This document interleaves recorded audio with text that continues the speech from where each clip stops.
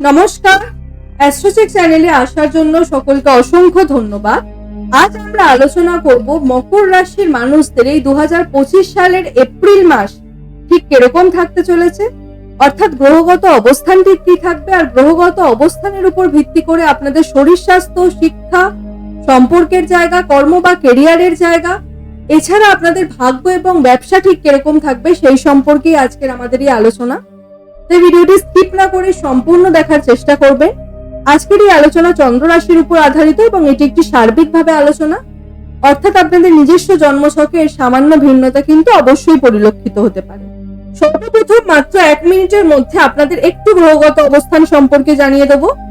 আপনাদের রাশির অধিপতি শনি মহারাজ, যে কিনা বিরাজমান থাকছে আপনাদের 3rd হাউসে পুরো মাসটি জুড়ে, এবং একই সাথে শুক্র, রাহু, বুধ এবং রবিও কিন্তু বিরাজমান থাকবে আপনাদের 3rd হাউসে।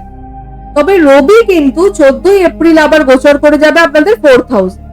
দেবগুরু বৃহস্পতি পুরো মাসটি জুড়ে বিরাজমান থাকছে আপনাদের রাশি সাপেক্ষে 5th হাউসে, এবং মাসের প্রথম 4টে দিন মঙ্গল থাকছে আপনাদের 6th হাউসে, এবং পরবর্তীতে মঙ্গল কিন্তু গোচর করে যাবে আপনাদের 7ম ঘরে। কেতু অবস্থান করে থাকছে আপনাদের 9th হাউস, অর্থাৎ যেটা ভাগ্যস্থান। এই থাকছে পুরো এপ্রিল মাস জুড়ে গ্রহগত অবস্থান। এবার এর উপর ভিত্তি করে সর্বপ্রথম আলোচনা করব আপনাদের শরীর স্বাস্থ্য। শরীর স্বাস্থ্যের ক্ষেত্রে বলবো আপনাদের 1st হাউসের লর্ড শনি মহারাজ, যে কিনা 3rd হাউসে বিরাজমান রয়েছে। আবার 3rd হাউস থেকে কিন্তু দেখা হয়ে থাকে আমাদের সাহস, পরাক্রমতা, তার সাথে সাথে ভ্রমণটা। আবার অন্যদিকে কিন্তু জ্যোতিষ শাস্ত্রে বলা হয়ে থাকে চন্দ্রমা থেকে 3rd হাউসে শনির অবস্থান, তা কিন্তু অত্যন্ত শুভ একটি পরিবর্তন। এবং 29শে মার্চ শনি মহারাজ যে মাত্রই আপনাদের 2nd হাউস থেকে গোচর করে 3rd হাউসে প্রবেশ করে যাবে না, সেই সময়কাল থেকে কিন্তু মকর রাশির সমস্ত জাতক জাতিকাদের ক্ষেত্রে জীবনে একটা উন্নতি, সাথে সাথে আপনাদের জীবনে ভ্রমণ বাড়বে এবং পরিশ্রম করার প্রবণতাটা কিন্তু আপনাদের মধ্যে বাড়তে দেখা যাবে। তবে যদি এপ্রিল মাস নিয়ে বলা হয় যে এপ্রিল মাসে শরীর স্বাস্থ্য কিরকম থাকবে, সেটা যদি বলা হয় সেক্ষেত্রে বলবো বিগত দিনে মকর রাশির জাতক জাতিকারা বিভিন্ন ভাবে কিন্তু গলার সমস্যা বা গলায় কোনো ছোটখাটো ইনফেকশন, অ্যালার্জি বা দাঁতের সমস্যা বা মুখগহ্বরের ভিতরের কোনো সমস্যা, বা তার সাথে সাথে চোখ জ্বালা জ্বালা ভাব বা চোখের সমস্যায় যারা ভুগছিলেন, তাদের ক্ষেত্রে কিন্তু যে মাত্রই শনি আপনাদের 3rd হাউসে প্রবেশ করে যাবে না, সেই সময়কাল থেকে কিন্তু এই সমস্ত সমস্যা একটা সমাপ্তি ঘটতে দেখা যাবে। সাথে সাথে শারীরিক ক্ষেত্রে কিন্তু বিভিন্ন দিক থেকে একটা উন্নতি আপনারা পরিলক্ষিত করতে পারবেন। মোটের উপর যদি বলা হয় সমস্ত মকর রাশির জাতক জাতিকাদের ক্ষেত্রে কিন্তু এই এপ্রিল মাস শরীর স্বাস্থ্যের ক্ষেত্রে যথেষ্ট শুভ থাকবে। আমি বলবো 90 থেকে 95% কিন্তু আপনাদের জন্য শুভ থাকছে। আর এই যে শনির যে 7.5 আপনাদের শেষ হবে না, এপ্রিল মাসে থাকবে শনির 7.5 শেষ হওয়ার পরে প্রথম মাস, এই সময়কাল থেকে কিন্তু আপনারা না বিভিন্ন দিক থেকে দেখবেন একটা, যারা এতদিন ধরে শর্টকাট ভাবে একটা পয়সা আর্ন করার কথা ভাবছিলেন বা শর্টকাট ভাবে মানি আর্ন করতেন, আপনার মধ্যেও একটা মনোভাব আসবে যে আপনাকে পরিশ্রম করতে হবে। শর্টকাট আর্নিং এর পথে বা শর্টকাট আর্নিং এর পিছনে ছোটাটা কিন্তু মকর রাশির জাতক জাতিকারা এবারে নিজের থেকেই বন্ধ করবে। তারা এবার কিন্তু পরিশ্রমের মাধ্যমে কিভাবে পয়সা অর্জন করতে হবে সেই কথাই ভাববে। এরপর বলবো শিক্ষার্থী বিদ্যার্থীদের ক্ষেত্রে এপ্রিল মাস কিরকম থাকবে। দেখুন, পড়াশোনার ক্ষেত্রটা কিন্তু দেখা হয়ে থাকে আমাদের 5th হাউস থেকে, আর আপনাদের ক্ষেত্রে কিন্তু 5th হাউসের লর্ড হয় শুক্র, যে কিনা এপ্রিল মাসে 3rd হাউসে উচ্চ অবস্থায় থাকছে। মানে শিক্ষার্থী বিদ্যার্থীরা নিজেদের পড়াশোনা সম্পর্কে কিন্তু যে কোনো গুরুত্বপূর্ণ ডিসিশন বা যে কোনো জায়গায় একটা অ্যাডমিশন নেওয়ার কথা আপনি এতদিন ধরে ভাবছিলেন, করে উঠতে পারছিলেন না বা সিদ্ধান্ত নিতে পারছিলেন না, সেই সমস্ত জায়গায় একটা গুরুত্বপূর্ণ ডিসিশন নেওয়ার ক্ষেত্রে কিন্তু এই এপ্রিল মাস একটা যথেষ্ট শুভ মাস আপনারা বলতে পারেন, বা এই সময়কালে কিন্তু আপনারা সঠিক ডিসিশন নিতে পারবেন পড়াশোনার সম্পর্কে। তবে একটা জায়গা কিন্তু আপনাদের একটু সতর্ক থাকতে হবে শিক্ষার্থী বিদ্যার্থীদের ক্ষেত্রে বলবো, অন্যের কোনো ডিসিশনে কিন্তু এই সময়কালে পড়াশোনার ক্ষেত্রে কোনো রকম ভাবে অন্যের ডিসিশনটা নিজের করে নেবেন না। যেটা আপনার মনে হচ্ছে যে হ্যাঁ আপনার করলে ভালো হবে, আপনি কিন্তু সেটা করবেন, আপনি সাকসেস পাবেন। কারণ এই সময়কালে শুক্র উচ্চ অবস্থায় থাকলেও শুক্রের সাথে কিন্তু রাহু রয়েছে, এটা কিন্তু ভুলে গেলে আপনাদের চলবে না।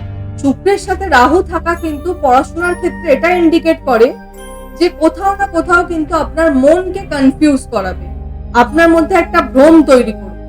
তাই চেষ্টা করবেন এই সময়কালে অন্যের কথায় যদি আপনারা চলেন, থার্ড পার্সনের বুদ্ধিতে চললে কিন্তু পড়াশোনার ক্ষেত্রে আপনার কোথাও না কোথাও কিন্তু আগামী দিনে একটা বাধা বিপত্তির সম্মুখীন হতে দেখা যাবে।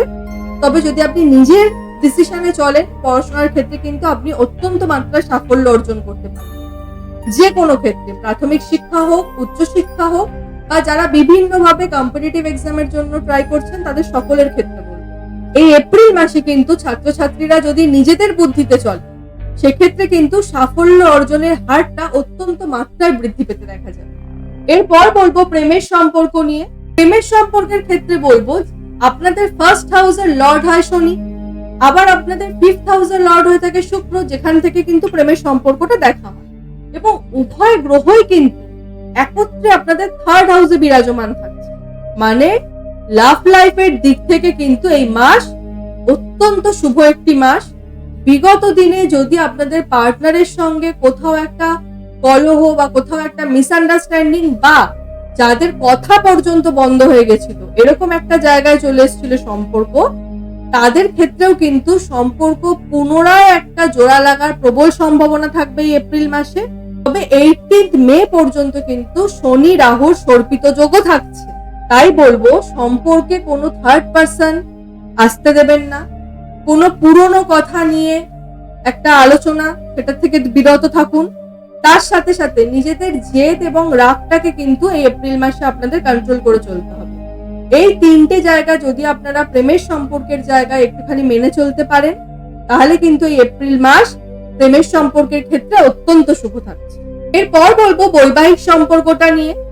দেখুন, বৈবাহিক সম্পর্ক কিন্তু আমাদের দেখা হয়ে থাকে 7th হাউস থেকে, আর আপনাদের ক্ষেত্রে 7th হাউসের লর্ড হয় চন্দ্রমা, অন্যদিকে থার্ড হাউসে আছে শনি এই মাসে।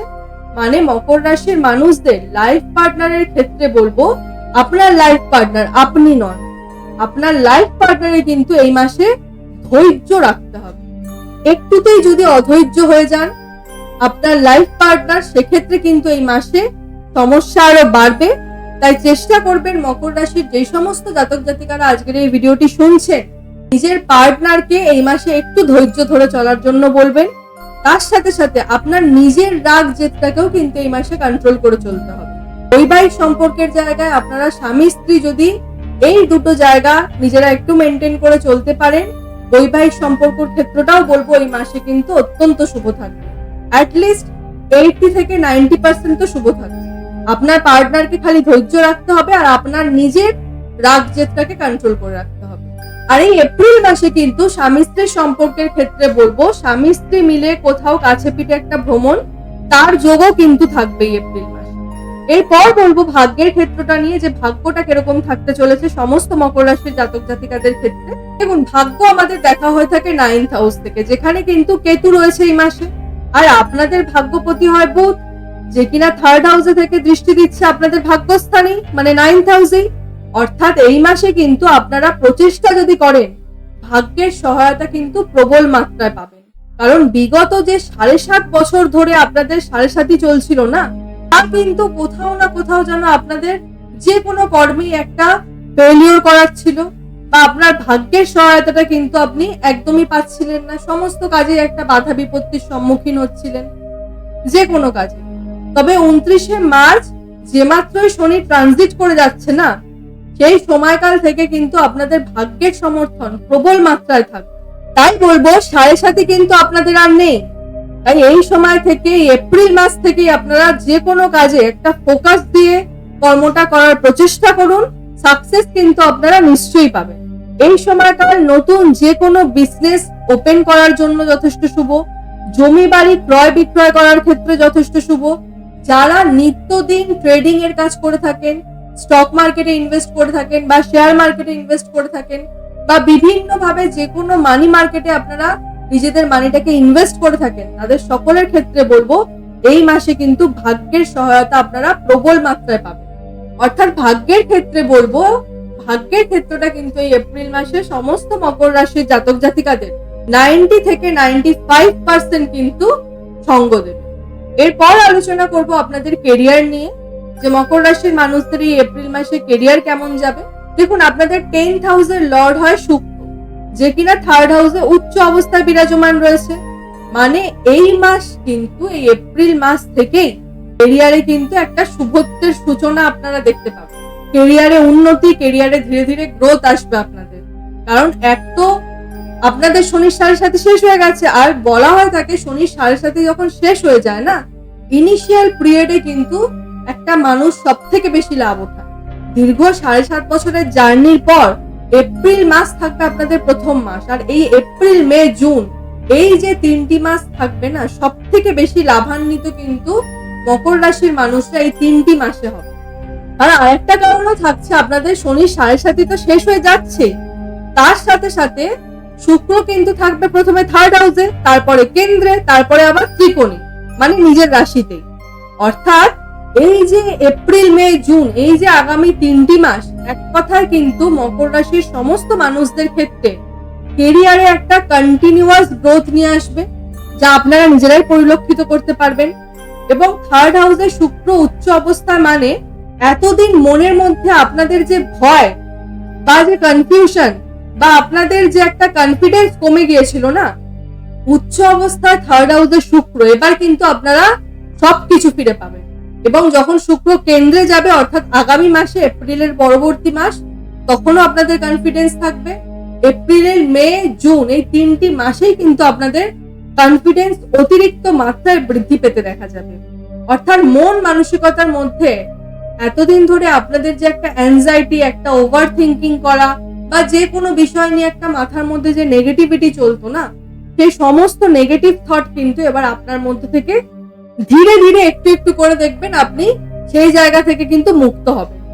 আর একটা জায়গা যে থাকবে তা হলো 14 এপ্রিল থেকে 14 মে এই যে একটি মাস, রবি কিন্তু 4th হাউসে আপনাদের উচ্চ অবস্থানে চলে আসবে। আমি একটু আগেও বলেছিলাম 14 এপ্রিল রবি ট্রানজিট করছে। এই সময়কালে কিন্তু যে কোনো গভর্নমেন্ট রিলেটেড কোনো কাজ, যারা গভর্নমেন্ট থেকে বিভিন্ন ভাবে কোনো অনুদানের জন্য চেষ্টা করছিলেন বা কোনো বাড়ির জন্য চেষ্টা করছিলেন বা গভর্নমেন্ট থেকে যে কোনো রকম একটা টাকা পয়সা বা একটা সুযোগ সুবিধা নেওয়ার চেষ্টা করছিলেন, হয়েও হচ্ছিল না, তাদের কিন্তু এই একটি মাসে কাজ আপনারা চেষ্টা করুন। এই সময়কালে কিন্তু গভর্নমেন্টের জায়গায় আটকে থাকা যে কোনো কাজে আপনারা সাফল্য পাবেন।